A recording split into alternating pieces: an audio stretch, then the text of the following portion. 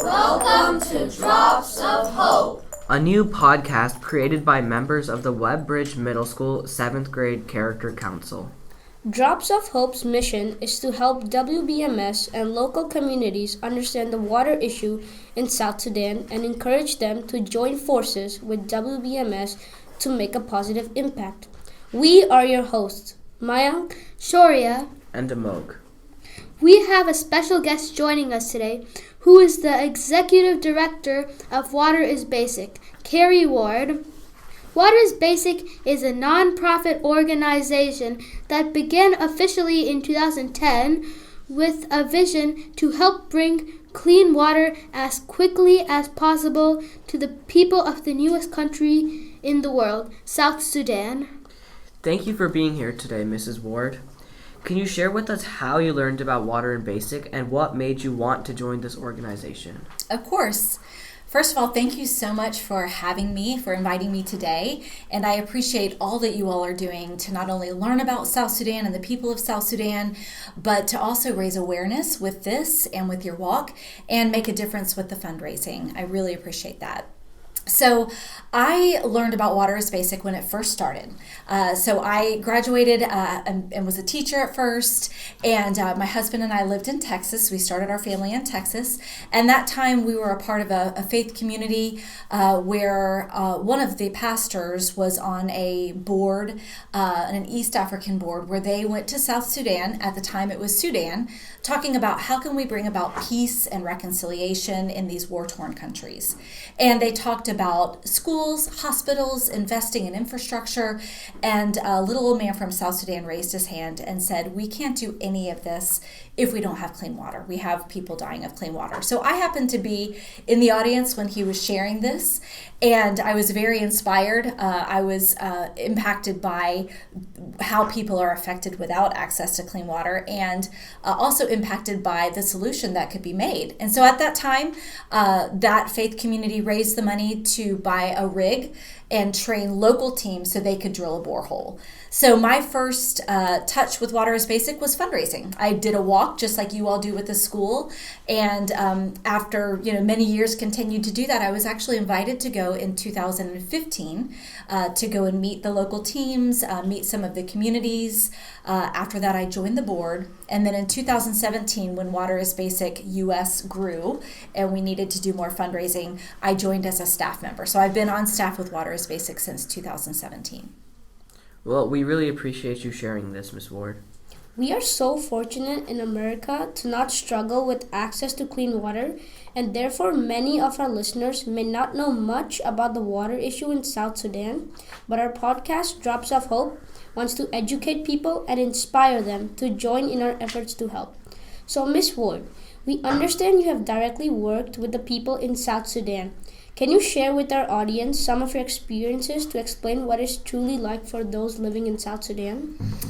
Of course, as you can imagine, just like our organization is called, Water is Basic. Without being able to brush your teeth, have a glass of water, cook, wash your clothes, it's very difficult. You likely would not come to school today if water had shut down. If the school didn't have water, you wouldn't be at the school at all. So the reality is there are about 50,000 boreholes across South Sudan. That's a lot of boreholes. But boreholes break down, just like your plumbing in your house breaks down. And you can imagine one borehole with one hand pump, hundreds of people using it every day, there's going to be wear and tear, and they break. So the problem is, with all of these boreholes, there are not a lot of local teams there ready to repair wells or the parts needed to do so. So unfortunately, the reality for most people in South Sudan is that they walk a long distance to find access to water, whether that be water in the ground or a borehole that is working at another community that does get overcrowded. Sometimes fighting breaks out. So water is the primary issue in South Sudan, and it largely falls, the burden mostly is on women. It is the mothers, the grandmothers, the daughters.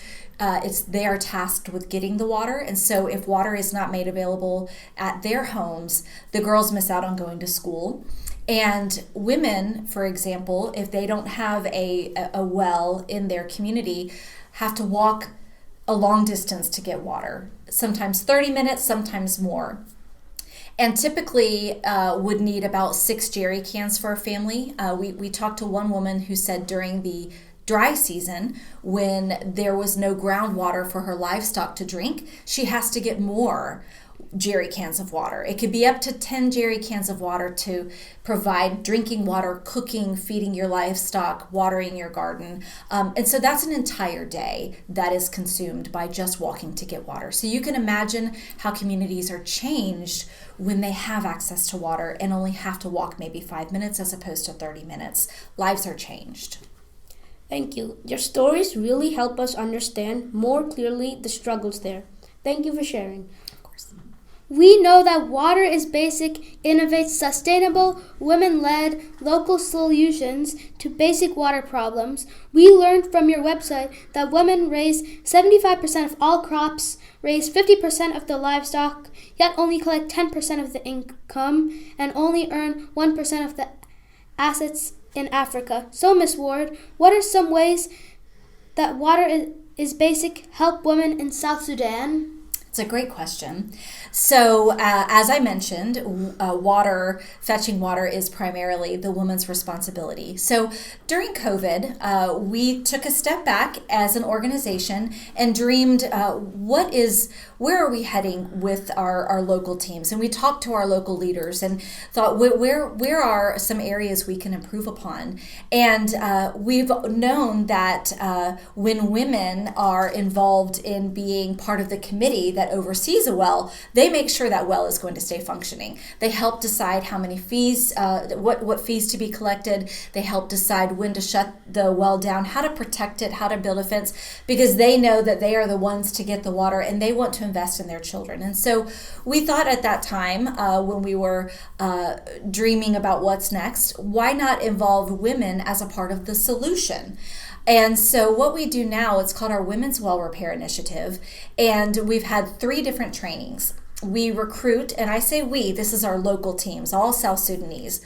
Our teams there recruit men and women to come together to learn how to run a business, the technical side of repairing wells, how to report so we can share with our donors. And so now we have I think there's 25 women-led well repair teams. And so the women actually go into the communities, a woman and a man, and they help, they repair the well. They can hire some local teams to help with some of the heavy lifting and spare parts, etc. But it's working. And these women are able to earn an income because they do charge for labor and they charge for spare parts. And so not only are women helping to provide clean water for their families, helping to provide for their communities, but they're also earning an income so that they can invest in their children, pay fees for them to go to school, etc. So it really is not only transforming health, but it's transforming a culture and how women are viewed in a patriarchal country. Wow. We love all that Water is Basic is doing to help women. Well, is there anything else you want to make sure our listeners know about South Sudan or Water is Basic? Well, I would love your listeners to know that what students here at Webb Bridge and others that learn about it and when they raise awareness and make a difference by raising money, it provides hope. So I was inspired when I was there last year. I brought letters from Webb Bridge and shared with them about how students learned what happens when students don't have access to clean water, and they wanted to do something about it. And it truly does make a difference. It brings hope.